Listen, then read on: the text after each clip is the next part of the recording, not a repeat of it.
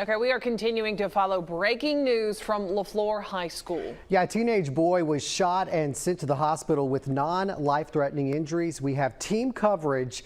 Brendan Kirby is live at LeFlore getting reaction from parents. And Ariel Mallory is live at Mobile Police Headquarters. Now we want to start with Ariel, who is live again at the headquarters where the suspected shooter, a teenage girl, just turned herself in. Ariel, you're hearing the very latest. Tell us what you know. Yeah, Shelby and Lee, actually we were able to confirm that within the last hour that the shooting suspect is in custody. I was able to get that confirmed with a Mobile County School Board member. Now, we've been out here at police headquarters now for about the last 20-25 minutes. We haven't seen anybody come in or out in the front or the back. We've been waiting out here to try to see if we can see the student or catch the student, but again, we were confirmed that she is in custody. It was a hectic search that's been going on since about noon today when we received the news that a shooting had happened inside LeFlore High School, and that hectic search has been going on since then. We actually got video when all of this was going on, and we actually were at LeFlore before we arrived here on headquarters, and very visibly a lot of agitated parents. Some parents were being calm, some parents were expressing their frustrations verbally. As you could just tell, this was a very scary situation that put a lot of people on high alert. They had U.S. Marshals out looking, Mobile Sheriff's Office, the police department, Pritchard Police. It was extremely huge presence from law enforcement as they tried to get this girl into custody. Now, we don't exactly know what started the fight. We were only told that it was a fight, an altercation between the shooter and another student, and then she opened fire and an innocent bystander did get shot. We were told that that student was taken to the hospital with non-life-threatening injuries, and the person that the student intended to shoot was only grazed. Now, again, this is all what we have confirmed with Mobile Police. We are waiting here at the headquarters to try to see if we can catch them when they arrive, but this search coming to an end, very frantic, and a lot of people alarmed, but she is in custody. Right now, reporting live from Mobile Police Headquarters, Ariel Mallory, Fox 10 News.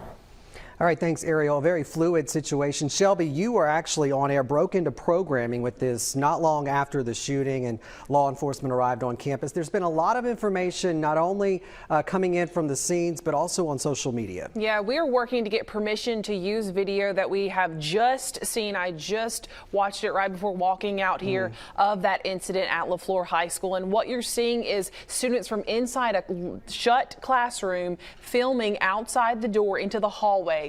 You see what looks like a group of people standing out there, some kind of altercation. People know that a fight is about to happen, and then you hear them say, oh, it's a girl, and then you hear a shot ring out as well. So then people disperse and run away. Again, we just watched that video. We just saw it. We're working to get permission on sharing that video. Yeah, and after the shooting, the shots were fired, the school was placed on lockdown, so you can imagine what was going through the students' minds, not only hearing the altercation, but hearing the shots fired from inside the classroom. Yeah, the students and then the parents in the aftermath, and that's where Brendan Kirby comes into the conversation. He was on scene within a few minutes of that call going out, and he joins us now live. Now, Brendan, parents were already on campus when you got there, right?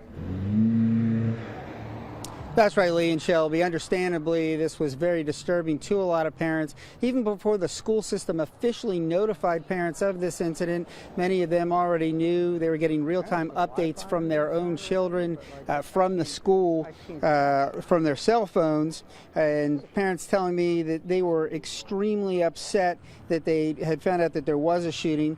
Police Chief Paul Prine initially reluctant to give too many details, but we do know now that a girl is the suspected shooter. Two victims, both males. One woman I talked to said that she has two daughters here at LeFlore.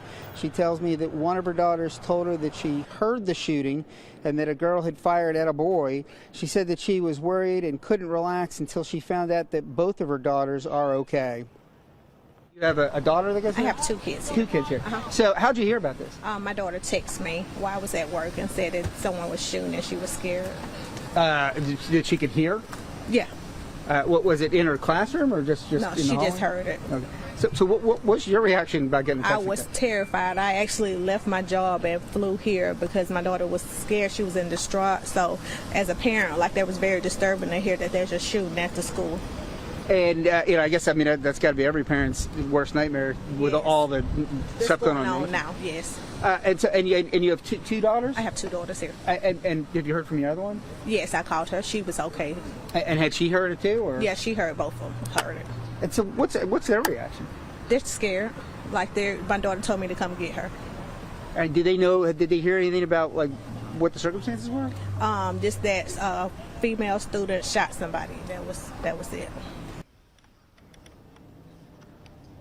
Now, school dismissing here about 20 minutes earlier than normal. School spokeswoman Renee Phillips tells me that the staff and the students did an admirable job reacting to this. This is something that they unfortunately do have to practice for in today's times. And we're going to have more on this story coming up at Fox 10 News at 4 and 5. Reporting live from LeFlore, Brendan Kirby, Fox 10 News.